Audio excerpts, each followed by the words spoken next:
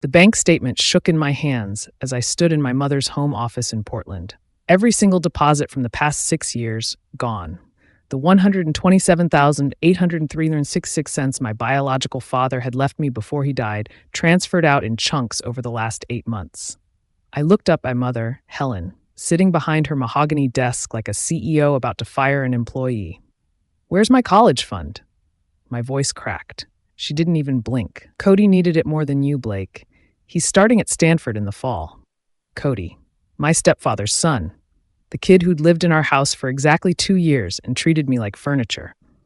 That was Dad's money, for me, for college. Helen sighed, leaning back in her leather chair. "Your father would have wanted to help family. Cody is family now." The room spun. 6 years of believing I had a future, that I could afford the graphic design program at UCLA, that my father's sacrifice meant something. All of it. Gone. "You can take out loans like everyone else," she added. Then she smiled. That cold, satisfied smile. "Actually, I need you to help Cody move into his dorm next month. You have a truck, right?" I sat in my beat-up Honda in the driveway, gripping the steering wheel so hard my knuckles turned white. The house looked perfect from the outside. Neat lawn, expensive cars, the kind of place where nothing bad ever happened. But inside, my life had just collapsed. I thought about every weekend I'd worked at the coffee shop, saving tips. Every birthday where I'd asked for savings bonds instead of gifts. Every time someone asked about college and I'd proudly said, "My dad set up a fund. I'm covered." All lies now. Through the window, I saw Cody walk out of the office. He was 17, tall, with that easy confidence of someone who'd never struggled for anything. He caught my eye and smirked. Actually smirked. Like he knew exactly what just happened and enjoyed it. My phone buzzed, a text from Helen. "Don't be dramatic. We'll talk at dinner Sunday." I started the car and drove. I didn't know where I was going, but I knew I couldn't stay there. The betrayal felt like a physical weight crushing my chest. That night in my apartment, I spread every document I had across my kitchen table. Bank statements, old emails, copies of my father's will from 2017. Something didn't add up. My father, Simon Hayes, had been meticulous about money.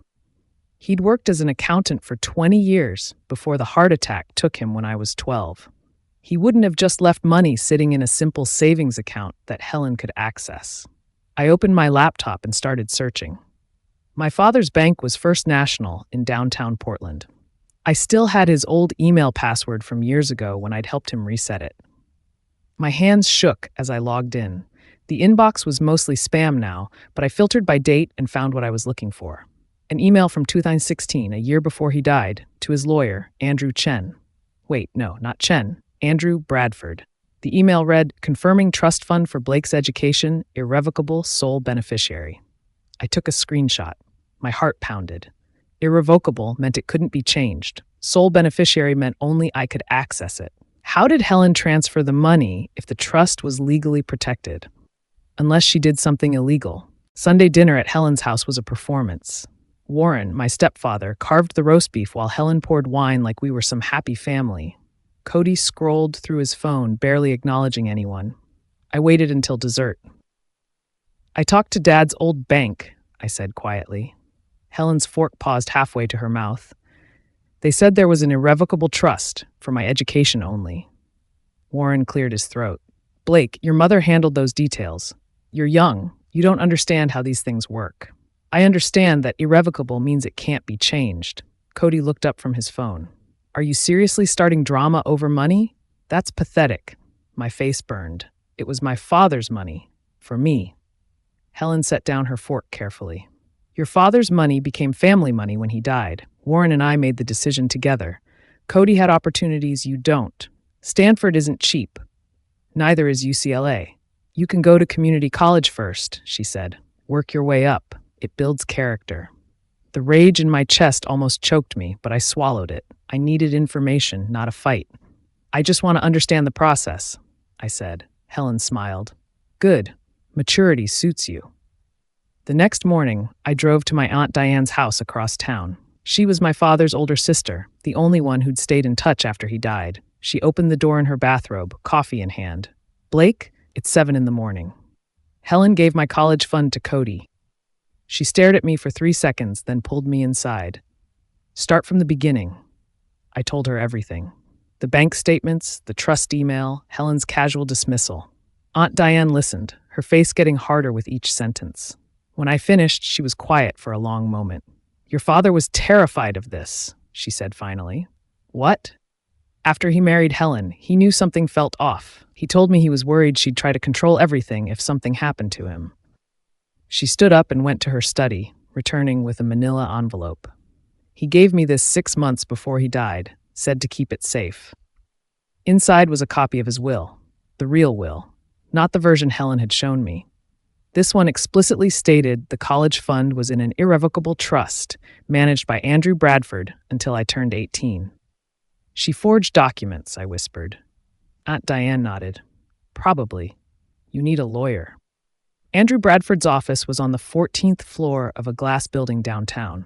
He was in his 60s, gray hair, sharp eyes. When I showed him the documents, his expression darkened. I haven't heard from your mother in 5 years, he said. She told me the family didn't need my services anymore. Did you set up an irrevocable trust for my father? Yes, in 2016. It should have approximately $130,000 in it by now, with interest. It's empty. Every penny went to my stepbrother. Bradford's jaw tightened. That's not legally possible unless someone committed fraud. The trust required my signature for any changes, and I never authorized anything. He pulled up files on his computer, typed rapidly, then stopped. Someone forged my signature on transfer documents 8 months ago. I have the originals here. The signatures don't match. My hands were shaking. What do I do? You file charges. This is felony, fraud, and theft. Your mother could go to prison. I thought about Helen's smug face, Warren's dismissive tone, Cody's smirk. Let's do it, Bradford nodded. I'll contact the bank immediately and freeze any remaining assets tied to your father's estate. This won't be easy, Blake. Family cases get messy. She made it messy when she stole from me. That night, I couldn't sleep. I kept thinking about what prison meant, what tearing the family apart would cost. But then I remembered something. When I was 13, a year after my father died, I'd found Helen crying in her office. I'd asked what was wrong, and she'd hugged me, said she missed my dad, that we'd get through it together. I'd believed her. I'd trusted her. She'd betrayed that trust for Cody, a kid she'd known for 2 years. My phone buzzed. A text from an unknown number. This is Andrew Bradford. Bank confirmed forgery. Documents being prepared for legal action. Do you want to proceed? My thumb hovered over the screen.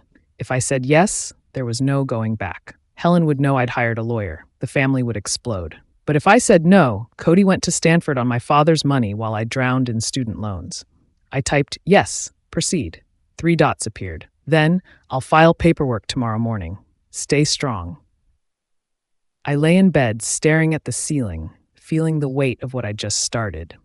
Somewhere across town, Helen had no idea the hammer was about to fall. I decided to watch Cody. Not in a creepy way, but I needed to know what he was doing with the money. He posted everything on social media anyway. Instagram showed him at a luxury car dealership 3 days ago, sitting in a BMW with the caption, "Early graduation present to myself." The car cost $45,000. I took screenshots. Facebook showed him at expensive restaurants, designer clothes, a new MacBook Pro. He'd posted a photo of his Stanford acceptance letter with, "Hard work pays off." The comments were full of congratulations. People saying he deserved it, that he was so talented. Not one person knew the money came from stealing my dead father's trust fund. I showed Aunt Diane the posts. She shook her head. He's stupid. That's good for us. The more he flaunts, the easier it is to prove where the money went. How long until the legal stuff starts? Andrew said he'd file this week. The bank is already investigating. Once they confirm the signature forgery, they're required to report it. This becomes criminal, not just civil. My stomach twisted. Will Helen go to jail? Depends on what she did. If she forged documents, probably yes. If Warren helped, he goes too. What about Cody? He's a minor who received stolen property. Probably nothing happens to him, but the money gets returned. The call came on a Tuesday morning while I was at work. Andrew Bradford's voice was calm but urgent. The bank froze all accounts tied to your father's estate pending investigation. That includes the remaining $23,000 Helen hadn't transferred yet. There's still $23,000 in a secondary account she probably forgot about. It's yours now, legally protected. But Blake, Helen knows. The bank notified her this morning. My shift ended in an hour. I texted Aunt Diane, bank froze accounts. Helen knows. She replied, come to my house after work. Don't go home. At 5:47 p.m., my phone exploded. 15 missed calls from Helen, 7 from Warren, 3 from Cody. Then the voicemail started. Helen's voice was ice. Blake, I don't know what you think you're doing, but you need to stop this immediately. Call me back. Warren's was angry. This is family business. You're tearing us apart over money. Grow up. Cody's was the worst. You're such a pathetic loser. My dad's lawyer is going to destroy you. I saved every voicemail. Evidence. At Aunt Diane's house, I finally listened to all of them. When I finished, she said, they're scared. Good. Scared people make mistakes. The family dinner the next Sunday was a trap, and I knew it. Helen called 6 times before I answered, her voice sweet and concerned. Blake, sweetheart, we need to talk, face to face, like adults. I agreed to come, but I wore a wire. Well, not a real wire, just my phone recording in my jacket pocket. Andrew Bradford had said to document everything. The moment I walked in, I knew it was an ambush. Helen, Warren, Cody, and 2 people I didn't know sat around the dining table. Blake, this is our attorney, Lawrence Porter, Helen said. We thought it would be good to clear up this misunderstanding together. Porter was 50, expensive suit, shark eyes. Mr. Hayes, your mother is willing to make a very generous offer. She'll return $50,000 to you immediately if you drop all legal action and sign a release. The fund had $127,000. Legal fees, administrative costs, penalties for early withdrawal. $50,000 is fair. I looked at Helen. She was smiling that same cold smile from her office. Think of it as a compromise, honey. You get money for school, Cody keeps his future, everyone wins. Except I lose $77,000. You lose nothing, Warren snapped. You were never entitled to that money in the first place. The recording device in my pocket captured every word. I'll think about it, I said. Helen smiled faded. Think quickly. This offer expires in 48 hours. I took the recording to Andrew Bradford. He listened twice, then leaned back in his chair. They just confessed to theft. Administrative costs is code for we spent your money, and offering you less than half proves they know they stole it. Should I take the $50,000? Absolutely not. You take that deal, you lose everything. They're scared because the bank's investigation found the forged signatures. The district attorney is reviewing the case now. The DA? My stomach dropped. This is criminal fraud, Blake. Once the DA gets involved, it's not your choice anymore. The state prosecutes. So Helen could actually go to jail. Yes, and frankly, she should. That night, Cody showed up at my apartment. I watched through the peephole as he pounded on the door. I know you're in there, Blake. Open up. I didn't move. He kept pounding. You're ruining my life. Stanford is my future. You're just jealous because you're not smart enough to get in. Finally, he left. I found a note shoved under the door. Drop the charges or you'll regret it. I photographed it and sent it to Andrew. His response came immediately. That's witness intimidation. Criminal charge. Don't engage. Let me handle it. Aunt Diane had been digging through old family records and found something explosive. She called me at midnight, her voice shaking. Blake, I found emails between Helen and Warren from 3 years ago. Before they were even engaged, they were planning this. Planning what? Taking your father's money. Helen wrote, Simon's life insurance and trust fund would set us up comfortably. We just need to wait a respectful amount of time. The room spun. She married Warren to steal from me? It looks that way. There's more. Warren's business went bankrupt in 2018. They've been living off your father's estate for years. The house, the cars, everything. It's all your money. I felt sick. My father had been dead for 6 years, and his widow had been systematically looting his estate to fund her new life with another man. Where did you find these emails? Helen's old laptop. She gave it to me last year when she upgraded. I finally got into it. She never deleted anything. Can we use them in court? Andrew says yes. This proves premeditation. This wasn't a mistake or misunderstanding. This was a calculated theft.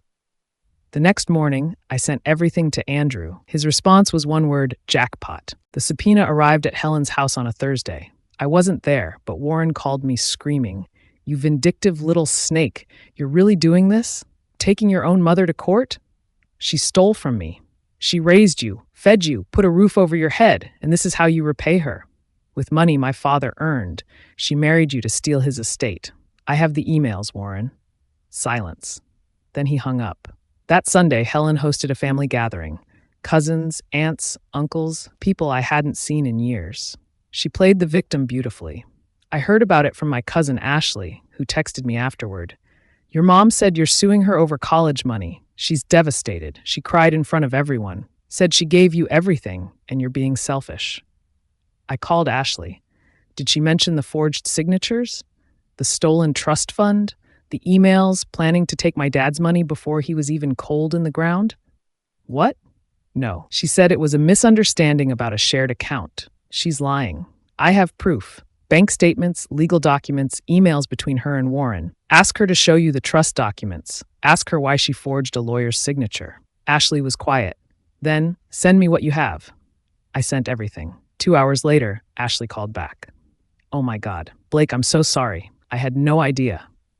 Slowly, the family started to fracture. Ashley told her mother, who told 2 other aunts. Aunt Diane sent a group email with scanned documents showing the forgery and theft. Some relatives blocked me, calling me a liar trying to destroy Helen.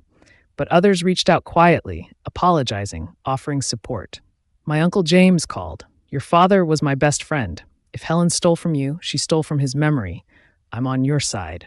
Each ally made me stronger. Meanwhile, Cody's social media went dark. No more posts about Stanford. No more designer clothes photos. I heard through Ashley that Stanford's financial aid office was asking questions about his funding source. Apparently, someone had reported that his tuition payment came from potentially fraudulent accounts. The bank's fraud investigation had triggered automatic reports to any institution that received the money. Stanford put his enrollment on hold pending resolution. Cody was furious. He posted one last thing before deleting his accounts. "Jealous people will try to destroy your success. Stay strong." The comments were turned off. I didn't feel victorious. I felt tired, but I also felt something else, vindicated. My father had worked his entire life to give me opportunities. Helen had tried to steal that. Now the truth was coming out, piece by piece, and she couldn't stop it. The DA's office called me in for an interview. The prosecutor, Amanda Fisher, was in her 40s with sharp eyes and a no-nonsense attitude. "Mr. Hayes, I've reviewed the evidence. This is one of the clearest cases of estate fraud I've seen. Your mother forged legal documents, stole from a protected trust, and used the funds for personal benefit. What happens now?" "We're filing criminal charges. Forgery, fraud, theft. If convicted, she's looking at 3 to 5 years in prison." My hands went cold. "And Warren?" "We're investigating his involvement. The emails suggest he knew, which makes him an accomplice, possibly conspiracy charges." "What about the money?" "Civil court will handle restitution. You'll get your money back, with interest and damages, but that's separate from the criminal case." As I left the DA's office, I felt the weight of what was coming. This wasn't just a family argument anymore. This was the state of Oregon versus my mother. Later that day, Andrew called. The judge approved freezing all of Helen and Warren's assets pending trial. House, cars, bank accounts, everything. They can't touch any of it. Where will they live? That's not your problem, Blake. They created this situation. But it felt like my problem, because no matter how much she'd hurt me, she was still my mother. Helen tried one last time to fix it. She showed up at my apartment alone, without Warren or Cody. I watched through the window as she sat in her car for 10 minutes, gathering courage. When she finally knocked, I opened the door but didn't let her in. She looked smaller somehow, tired. "Blake, please, let's end this. I'll give you everything back, the full amount plus extra. Just drop the charges." "I can't. The DA is prosecuting. It's not my choice anymore." "You started this. You can stop it. You started this when you forged documents and stole my college fund." Her eyes filled with tears. "I'm your mother. I made a mistake. People make mistakes. Mistakes are accidents. You planned this with Warren before you even married him. I saw the emails." She flinched. "Those were taken out of context." Then explain the context. She couldn't. We stood there in silence. Finally, she said, "If I go to prison, You'll have destroyed your own mother over money. Can you live with that? Can you live with stealing from your dead husband's child?" She turned and walked away. I closed the door and sat on the floor, back against the wall. I didn't cry. I was too empty for tears. The preliminary hearing was scheduled for August 15th. Andrew Bradford prepared me for what to expect: lawyers, judges, evidence presentations, probably media attention, since estate fraud cases sometimes made the news. The night before the hearing, I couldn't sleep. I kept thinking about my father, wondering what he'd want me to do. Would he want me to destroy Helen, even though she'd destroyed his legacy? Or would he want me to forgive? At 3 a.m., I drove to the cemetery where he was buried. I sat by his headstone in the dark, talking to him like I used to when I was a kid. "I don't know if I'm doing the right thing, Dad. She stole from me, but she's still my mom. Or she was. I don't know what she is anymore." The stone didn't answer, obviously.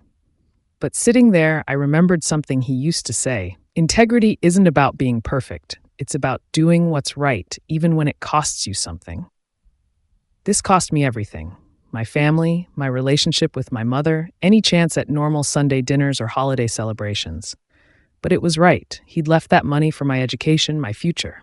Helen had stolen it. That was wrong, no matter how you looked at it.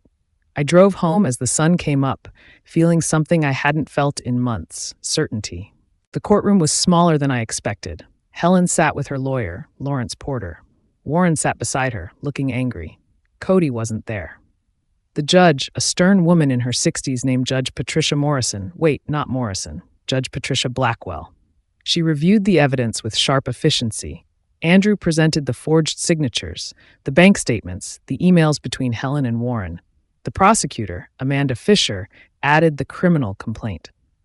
Helen's lawyer tried to argue it was a misunderstanding, that Helen believed she had authority to manage the estate. Judge Blackwell cut him off. "Mr. Porter, your client forged an attorney's signature on legal documents to steal $127,000 from a protected trust. That's not a misunderstanding. That's felony fraud." Helen's face went white. The judge continued, "I'm setting bail at $50,000 and ordering full restitution to Blake Hayes. Trial date is set for October 12th. Mrs. Hayes, you're forbidden from contacting the victim or accessing any accounts tied to the original estate. Do you understand?" Helen nodded, tears streaming down her face. As we left the courthouse, reporters were waiting. Flashes went off. Someone shouted, "Mr. Hayes, how do you feel about your mother facing prison?" I didn't answer. I just walked to my car, Aunt Diane beside me. The story hit the local news that night. Mother accused of stealing dead husband's estate to fund stepson's education. It went viral locally, then spread. By morning, it was on Reddit, Twitter, Facebook. Strangers sent me messages: "You're doing the right thing. Family doesn't mean accepting abuse, something real." My father gave me a foundation. I'm building the rest myself. Your father would be proud. But also, you're destroying your own mother over money. You're disgusting. Families should forgive. You're selfish. The attention was overwhelming. I deleted my social media and stayed home. Andrew called to warn me that national news outlets were asking for interviews. "Don't talk to anyone without consulting me first," he said. "This is a pending criminal case. Anything you say could be used." Aunt Diane brought groceries and stayed with me. "You okay?" "I don't know. Part of me feels vindicated. Part of me feels like a monster." "You're not a monster. Helen made her choices. She stole from you, from your father's memory. You're just holding her accountable. It doesn't feel like justice. It feels like destruction. Sometimes they're the same thing." That night, I found out Cody had written a blog post defending his mother. "My family is being destroyed by a greedy stepbrother who can't accept that life isn't fair. My mother made a mistake, but she doesn't deserve prison." The comments were split. Some agreed. Others called him out for benefiting from stolen money. I didn't respond. There was nothing left to say. Weeks passed. Helen's trial date approached. Warren's lawyer negotiated a plea deal. He'd testify against Helen in exchange for probation instead of prison time. The family was shattered beyond repair. Cousins stopped speaking to each other. Aunts took sides. Uncle James stopped talking to half the family to support me. The money started coming back in stages. The court ordered the BMW sold. Cody's tuition refunded from Stanford, the designer clothes and electronics liquidated.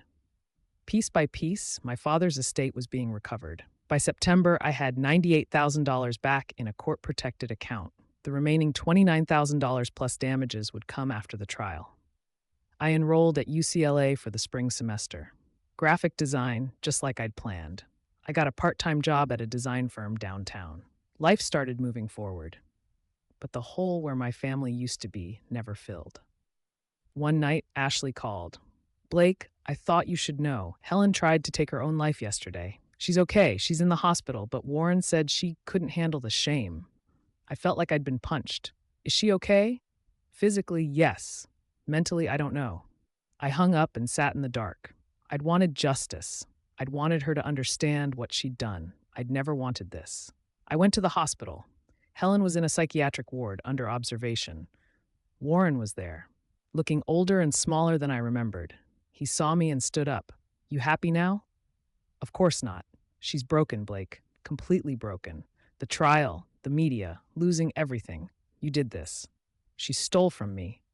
She made a mistake." His voice cracked. "A mistake that could have been fixed quietly as a family. Instead, you destroyed her." I looked at him. "You planned this with her. Before my father was even buried, you were planning how to steal his money. Don't pretend you're innocent. I loved your mother. I wanted to give her stability. With my father's money, he had no answer. I left before seeing Helen. I couldn't face her. Not yet." That night, Andrew called. The DA offered Helen a plea deal. Plead guilty to fraud, serve 18 months in minimum security, 5 years probation. She's considering it. Will she take it? Her lawyer says yes. She can't handle a trial. The relief I felt was complicated. 18 months wasn't the 3 to 5 years the DA originally threatened, but it was still prison. It was still my mother in an orange jumpsuit because of me. "Blake," Andrew's voice was gentle. "You didn't do this. She did. Don't carry her guilt."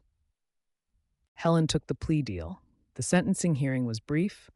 Judge Blackwell accepted the plea, ordered full restitution, and sentenced her to 18 months at Coffee Creek Correctional Facility. Helen stood when the sentence was read, and for the first time since this started, she looked at me. Really looked at me. Her eyes were empty. Not angry, not sad, just empty. As the bailiff led her away, she didn't look back. Warren left the courtroom without acknowledging me. Cody had sent me one final text that morning. "I hope you're happy. You destroyed my family." I blocked his number. Outside, reporters swarmed.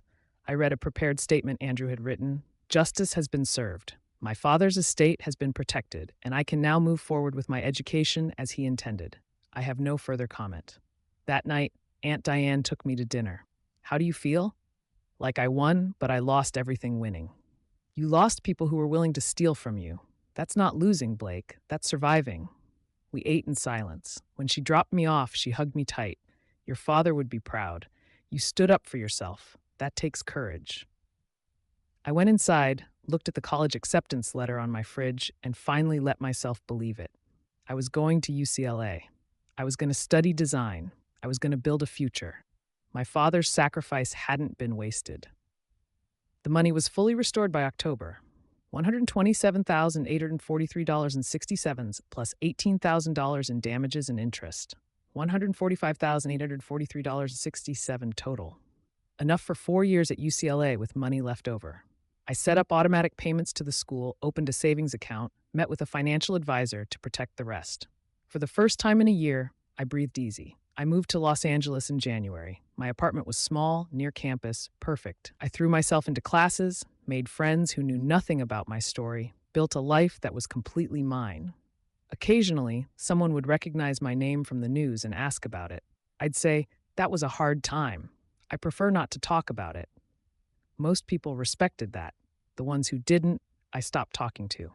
Aunt Diane visited once a month. We'd have dinner, talk about school, carefully avoid mentioning Helen.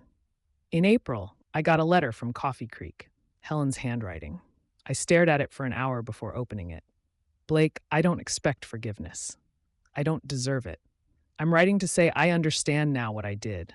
I stole your future out of fear and selfishness. I wanted Warren to love me, wanted Cody to have opportunities, wanted to feel like I was a good mother. I lost sight of the fact that I was already a mother, to you. I failed you. I failed your father's memory. I'm sorry. I'll be released in 8 months. I won't contact you again unless you want me to. Whatever you decide, I'll respect it. You deserved better. I'm sorry I couldn't be better, Mom. I didn't respond to the letter. Not immediately. I kept it in a drawer and tried to forget about it, but it stayed with me, her words circling my mind during quiet moments. My therapist, a kind woman named Dr. Rachel Chen, wait, not Chen, Dr. Rachel Foster. She asked me what I wanted. I don't know. Part of me wants to forgive her. Part of me never wants to see her again. Both can be true.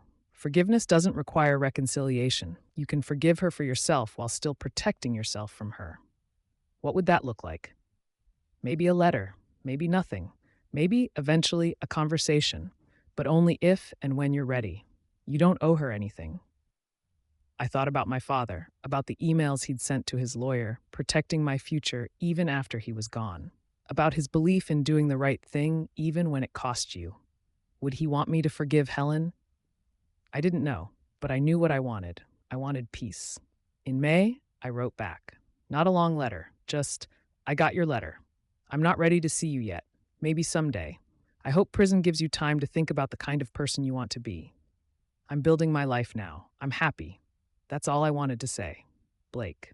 2 years later, I'm sitting in my design studio in downtown Los Angeles. My degree is framed on the wall behind me. I run a small freelance business, designing logos and websites for local businesses. It's not glamorous, but it's mine. Helen was released from prison 14 months ago. We've exchanged a few letters, carefully polite. She lives in a small apartment in Portland, works at a nonprofit, goes to therapy twice a week. Warren divorced her while she was in prison. Cody got his degree eventually, at a state school, paid for with loans like everyone else. We've never spoken. Aunt Diane just texted me a photo, my father's grave, with fresh flowers. She visits every week on my behalf since I moved away. I've built a life my father would be proud of. Not because I destroyed my mother, but because I stood up for myself, protected what he gave me, and refused to let anyone steal my future. The college fund he left wasn't just money, it was a promise. Your life matters, your dreams matter. Don't let anyone tell you otherwise. I honored that promise. Sometimes justice is messy. Sometimes standing up for yourself means losing people you love. Sometimes the right thing and the hard thing are exactly the same. I don't regret what I did. Helen stole from me, and I fought back. The scars are still there. Some wounds don't fully heal. But I'm okay. More than okay. I'm free, independent, and building